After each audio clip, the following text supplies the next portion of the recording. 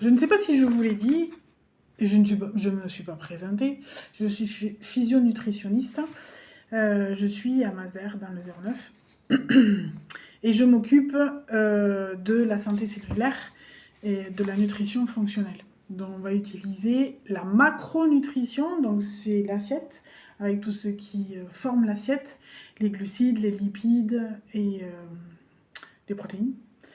Et la micronutrition, là, on ira chercher avec les compléments alimentaires, puisqu'on sait que maintenant, l'assiette ne suffit pas à nourrir nos cellules et qu'il faut supplémenter automatiquement. Il y a plusieurs sortes de compléments alimentaires. Nous avons les gélules, nous avons les comprimés, nous avons le liquide, et nous avons, dans la nourriture, on peut enrichir, donc j'ai une petite astuce avec ça, on peut enrichir toute notre alimentation pour avoir le maximum de vitamines dont on a besoin. Ok, moi j'accompagne les personnes qui veulent retrouver de l'énergie, protéger leur foie, leur pancréas, mieux gérer leur alimentation et leur quotidien. Aujourd'hui, je t'explique pourquoi faire un état des lieux, parce que c'est ma présentation. Je rencontre les clients pour faire un état des lieux. Et donc, je vais t'expliquer pourquoi un état des lieux de ton hygiène de vie peut transformer ta santé.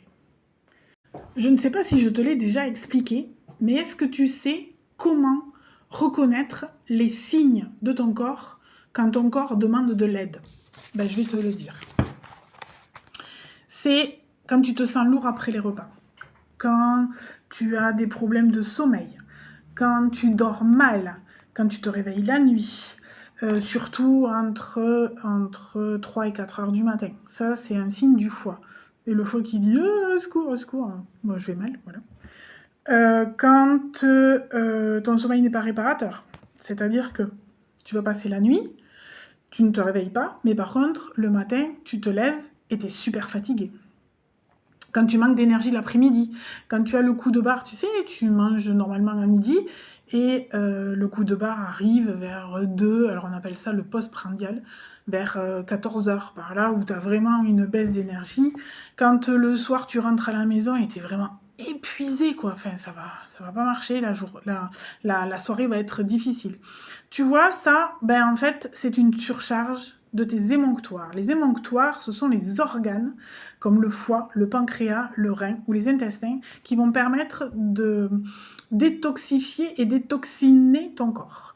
Il y a la surcharge alimentaire, mais si tu manges pas assez, il y a aussi ce côté-là, c'est-à-dire que le corps va stocker, et parce qu'il y a une question de métabolisme basal. Le stress, donc tout l'environnement, le stress que tu peux avoir sur ton mode de vie, les gens qui t'emmerdent, si tu sais, les gens qui t'emmerdent à côté.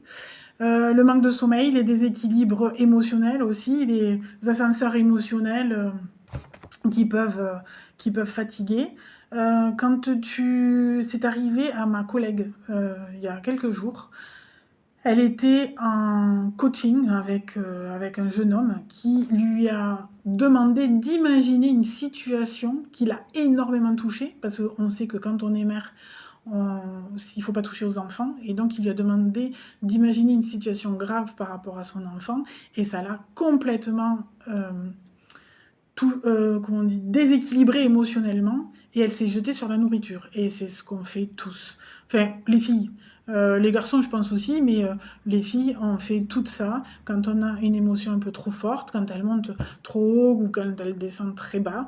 Ben, on va aller chercher quoi? De la nourriture de merde, du sucré, du salé, du gras. Voilà, parce qu'en fait, on va récupérer et manger nos émotions. C'est cette phrase-là. C'est très compliqué. C'est très compliqué à gérer. On va se ressaisir quand on connaît le fonctionnement. Mais si on ne se ressaisit pas, qu'on ne connaît pas le fonctionnement de notre corps, à ce moment-là, on va tomber dans une spirale. On va tomber dans une spirale et ça va être très très très compliqué d'en ressortir. Pourquoi un état des lieux change tout? Un état des lieux et hygiène de vie. Pourquoi ça change tout?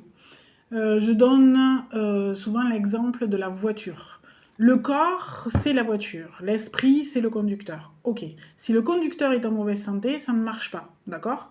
Si le corps est en mauvaise santé, ça ne marche pas non plus. la voiture elle roule pas. Voilà.